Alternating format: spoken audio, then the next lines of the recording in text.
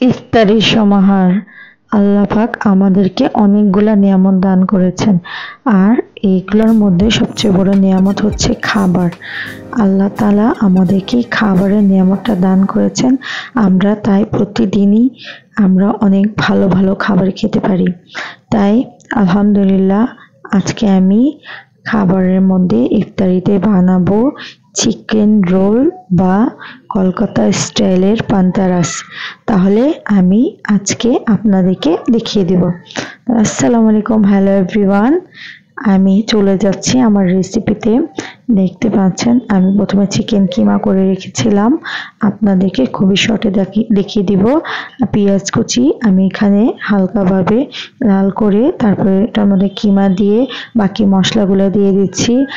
পরিমাণ মতো হাফ চামচ হলুদ, অল্প একটু হলুদ দিতে হবে, আর হাফ চামচ মরিচ, 1 চামচ আদা রসুন, সয়া সস 1 চামচ, তারপরে দিয়ে দিব 1 চামচ আমি এখানে লবণ, হাফ চামচ, আর দিয়ে 1/4 কাপ গরম মশলা গুঁড়া। সবকিছু দিয়ে ভালো করে নেড়ে চেড়ে নিয়েছি, ভাজা ভাজা করে ওটাকে নামিয়ে নিয়েছি। আর একদিকে আমি এখানে 1.5 কাপ ময়দা নিয়েছি, একটা ডিম নিয়েছি, পরিমাণ মতো লবণ দিয়ে এটাকে আমি একটু একটু পানি দিয়ে গুলিয়ে নেব, যাতে বেশি একটা লেটকা না হয়ে যায় বা বেশি একটা নরম না হয়ে যায়।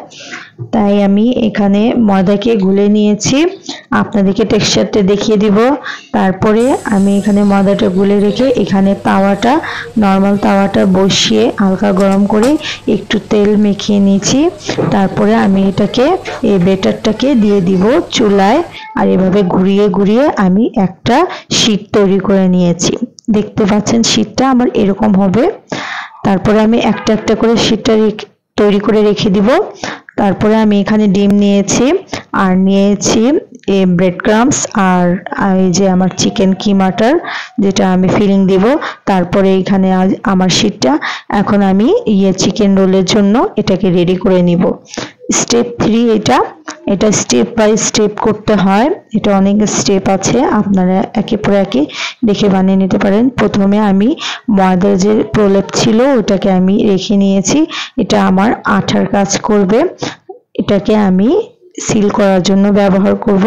তা আমি এখানে 2 চামচ কিমা দিয়ে দিব, ফিলিংটা দিয়ে তারপরে আমি এটাকে সুন্দর করে মুড়িয়ে মুড়িয়ে রোল বানিয়ে নিব।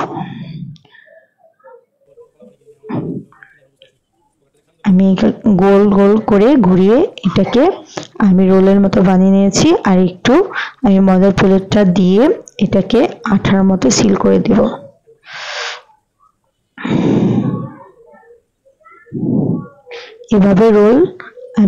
এভাবে রোলটা বানিয়ে নিব।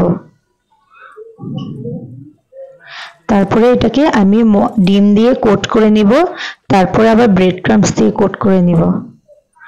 আর একদিকে আমি ফ্রাই প্যানে তেল বসিয়ে গরম করে রেখেছি। এখন আমি এটাকে একের পর একটা করে সাজিয়ে নিয়েছি। দেখতে পাচ্ছেন আমার এখানে 5টার মতো হয়েছে।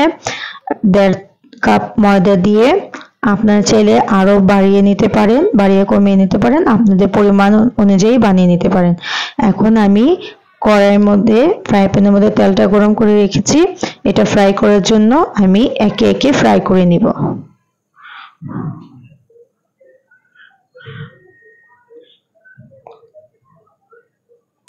আপনারা চাইলে ডোবা তেলেও করতে পারেন, আমি বেশ একটা ডোবা তেল নিইনি, হালকা তেল নিয়েছি, কারণ আমরা তেলটা কম খাই। তাই এভাবে আমি এটাকে চাপ দিয়ে দিয়ে ভেজে নিব, যাতে ভিতরে কোনো কাঁচা ভাব না থাকে। আর তেলটা দিয়ে দিয়ে এটাকে হালকা লাল করে ভেজে নিব। দেখতে পাচ্ছেন আমার ভাজাটা কিরকম হয়েছে, আমার ভাজা হয়ে গেছে। এটাকে এখন আপনাদেরকে আমি কেটে দেখিয়ে দিব যে ভিতরে কোনো কাঁচা নাই। দেখতে পাচ্ছেন কত সুন্দর হয়েছে আর কতটুকু লোভনীয় হয়েছে। যদি ভালো লেগে থাকে প্লিজ লাইক শেয়ার সাবস্ক্রাইব করে দিন। আল্লাহ হাফেজ।